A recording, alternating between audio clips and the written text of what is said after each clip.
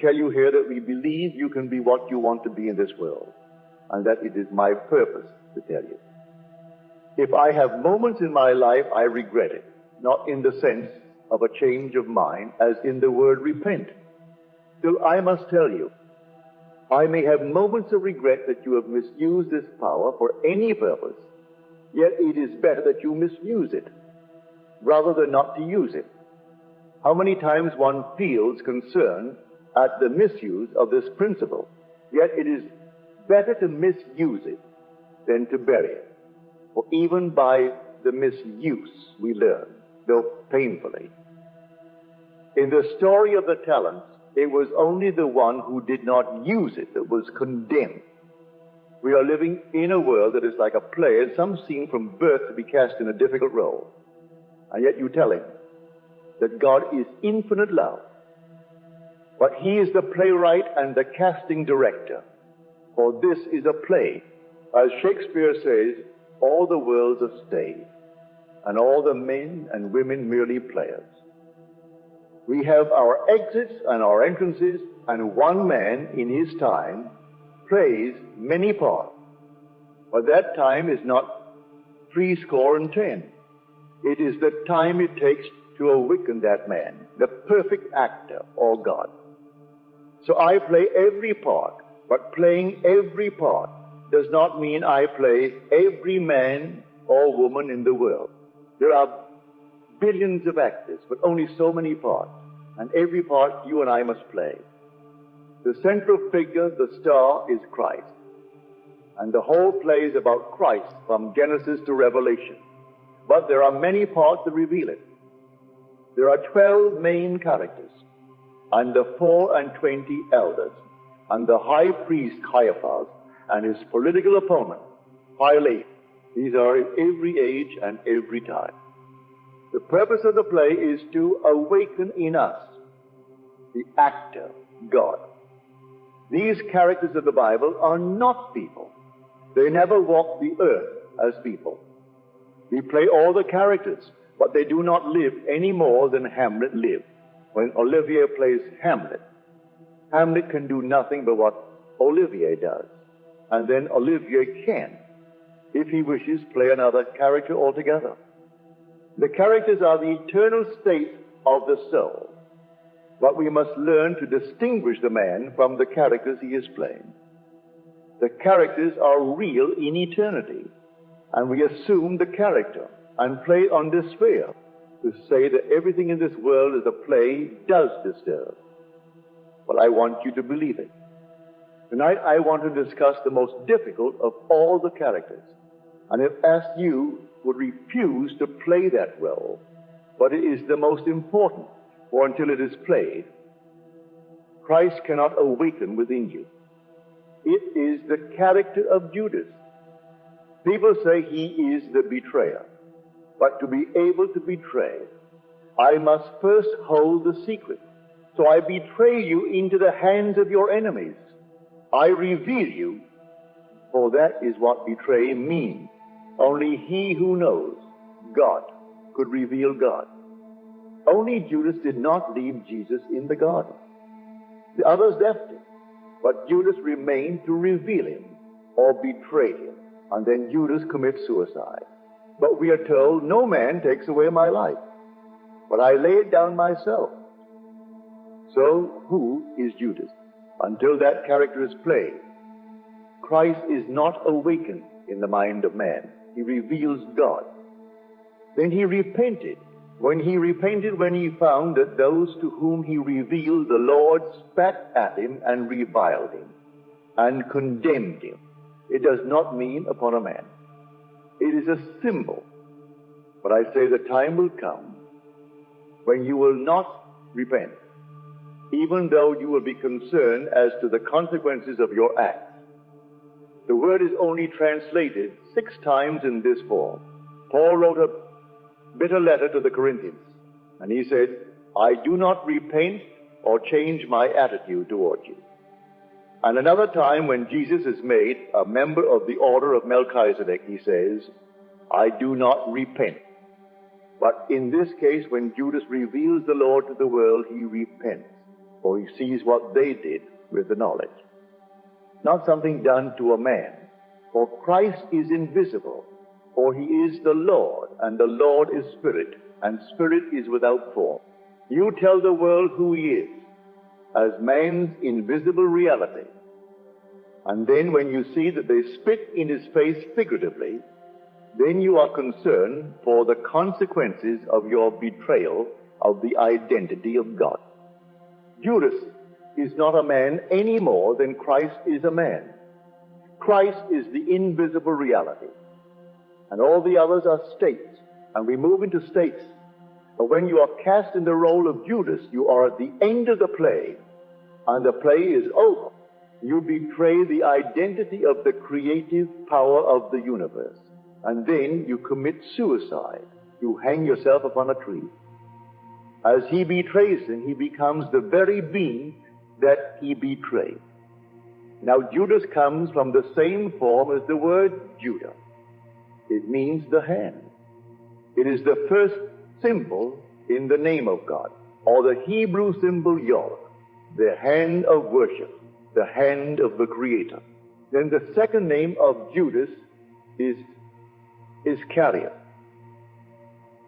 Is means man. Cariot means to lay timber, or the carpenter. So Judas betrays the Lord, for no one knew him, but Judas told them, when I kiss him, you will know him. And yet Jesus had said to them, I have been with you 3 years, and you do not know me.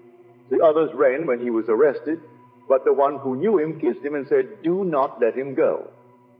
And that is your imagination, for that is Christ. There is no other. Christ in man is man's own wonderful human imagination. And with Christ, all things are possible.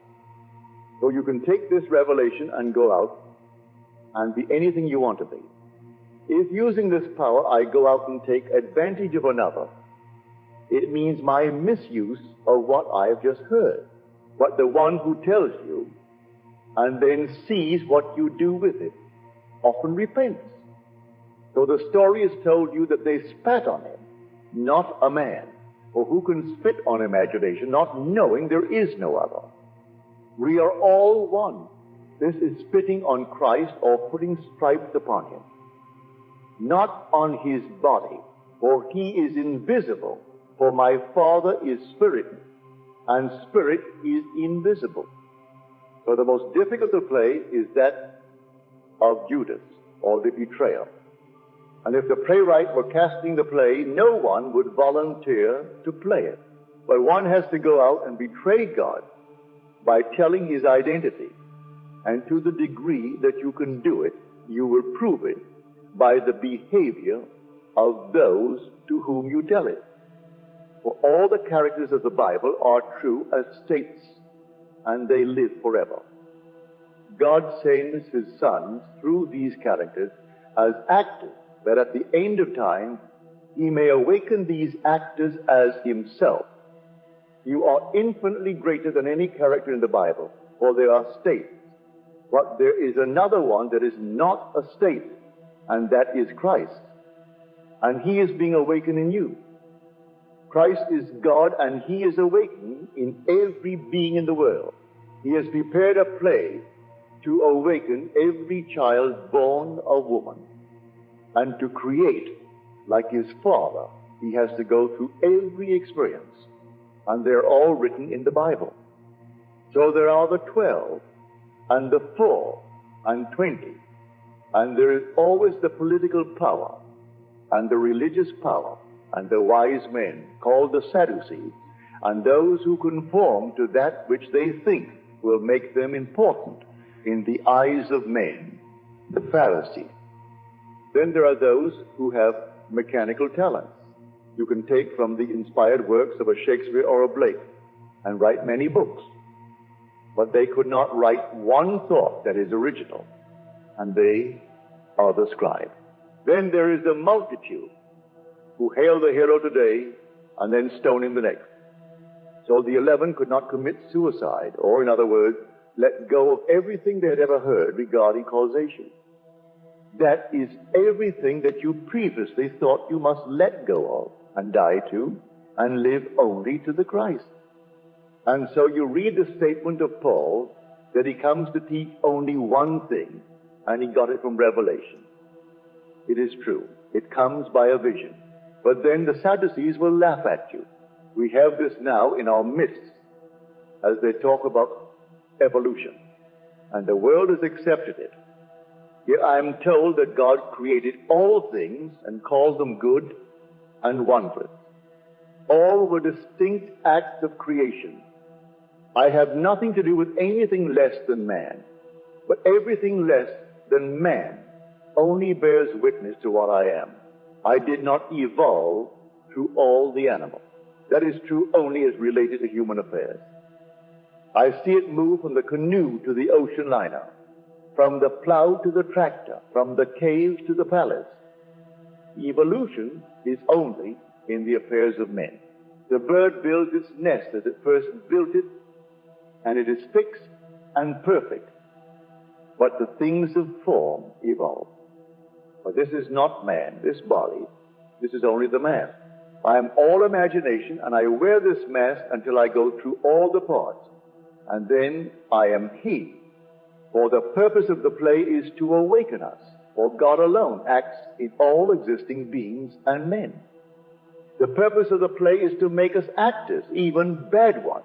If we are bad ones, the one who reveals the secret repents, yet he would not change it. We are told that when Judas came and kissed Jesus, that Jesus said to him, "Friend, why are you here?" The translators could not bring themselves to believe the actual translation, so they put it in the footnote. What you have to do, do it. Do it. Actual translation is what you must do. Do it quickly. You have to do it. You have to tell the world who God is and that He's imagination, but the translator used the sentence, "Why are you here?" Everyone is an actor awakening. So I say to everyone, you are playing all the parts, and I hope you will start to play the part of Judas. You did not come to play just one part. Everyone plays many parts. You can, if you will, slip into this part of Judas. You could play Caiaphas, or play it forever, and think that causation is external, or is in the hands of the political or the religious powers, or the great universities. Until it comes, you do not know it. But I know who I am and who you are. Every being is God in different states, all playing these wonderful parts. But when he awakens, he is God. And no matter what he has ever done, he is forgiven. When he awakes, he is white as snow, no matter how scarlet things were. I ask you to take this revelation of God, who is your own wonderful human imagination. That is what Judas tells you. And I am playing his part. He is not a man, but a state into which I have entered deliberately and consciously. For no one can betray God unless he knows the secret. We are told in Corinthians, who knows the thoughts of a man, but the spirit of man who dwells in him? Who could reveal or betray God, but he who knows his secret? But if you know it and you test and prove it, then you are commissioned to go out and betray God. You go out and betray the secret of creation. Then he went and hanged himself to a tree. This body is a tree. He comes to do it, and he had to do it. But then he stands aghast at the use to which they put this secret about which he came to tell. Then the next stage is to awaken completely as Christ. We do not yet know what we shall be like, but when we see him, we will know him, for we will be like him. You will be like the very being you were sent to betray. Everyone here will play every character in eternity. I do not mean people. They will go through all the characters, for the characters are eternal state. Distinguish man who is all imagination from his present state. You can forgive him anything, knowing he is playing a part written for him by God. We are all players in God's play. You can go back and see the part you've been playing from the cradle until now. If you were given a vision, you would now, this moment, see in human form the state that I am playing. You would see it, and yet it is not a man, but only a state. I have seen people in argument, and over them you see figures in contention. They are only playing states, and as they forgive and shake hands, these would vanish.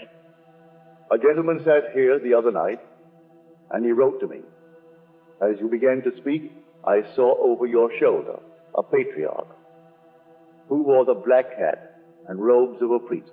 I do not know who he was, but I feel he is a great inspiration to you. This is true, for I entered a certain state. I was speaking about the foundation stone, and that state was personified as a man. I was telling you that the foundation stone of everything is imagining, and not to leave that and go in search of another foundation. And here this gentleman saw a being who was to him a patriarch expressing what I was talking about. I know it is true, for I am never alone. But you are infinitely greater than the state, for you are a living center of imagining. You can move through all the states. You are not the state. They build churches to Peter or to John, etc. They are being built only to states, and the states are eternally dead until the Son of God gives them life. When you enter the state of contention, it is then alive. But if you are not in the state of contention, it is dead. They do not build churches to Judas. I lived on a little island, and they divided it into 11 parishes, named for the disciples, but there is no Judas. My forefathers did not know he was the most important, for only he could discover God and betray him. They call one who betrays a friend a Judas. But in Matthew 26, Jesus called him friend, and then he said, what you have to do quickly. He did not call the others friend. He called Peter Satan, but to Judas he said, betray me. And then often those to whom the secret is revealed begin to use it wrongly. They discover imagination creates reality, and disliking someone, they will imagine something bad, and by their very intensity, bring it to pass. You can use this in a horrible way. So we are told he repented, or was deeply concerned as to the consequences of his act. You can be what you want to be in this world, and those who recoil from this truth are its enemies, and do not know it. Millions will recoil from it, but that is all right, for they have not yet reached the point where they can be cast in the role where they will take it and go out and betray God. You can betray God only by revealing him. You will not know him by anything the scribes or the Pharisees will tell you, but only by inner revelation. And when you are fully persuaded, you will go and tell it. Then, whenever the day comes to close this eye and take off this mask, you will awake among the giants of those who are awakened. But none will fail, for everyone in eternity will finally awaken. So if I have to play a part over and over until I am buried in the part, I will be buried until I learn I am the actor and not the part I am playing. It seems so strange that the book that forms the foundation of the play should make this statement: all flesh is grass, and all its beauty is like the flower of the field. The grass withers, the flower fades, but the word of our God will stand forever. And the word is the play from Genesis to Revelation. If you took all the Bibles and burned them, the play remains in spite of the written record. We hear so much about goodness. Few can define it, since no two ages have the same concept. I do not teach you to be good, but to be creative in expressing this great talent. Do not bury it, even if, in using it, you make mistakes. Prove it in your own life, and then go out and tell others. No priesthood could send you or have the power to send you out. No holy water will send you out. You are sent by God, and God is Spirit. So if you feel moved to do it, do not hesitate. And if you make mistakes, and I hear them, I may feel for a moment that I wish you had not. But I will not really regret that I told you of the identity of God. Your human imagination is God, and is one with that which sustains the universe. When you see it, you go out and betray it, or reveal it. Judas means hand, and that becomes the first letter of the name of the Creator. We are told that Judas betrayed his Lord for 30 pieces of silver, and then he was said to have turned it back to the priests. They bought the potter's field. It means maker. It appears 62 times as maker. It is used only a few times as potter. It means maker in the sense of one that is a craftsman, as a goldsmith or a silversmith. It means that the individual is a maker. So he took the fullness of the price of God, for 30 means fullness. He went through every furnace, for no one playing Judas could skip one. So he paid the price. And then he threw it to the potter. He should have thrown it to the silversmith. For the same word translated as silversmith is also translated potter. I pay the full price to discover that my imagination is God. And then I die to all.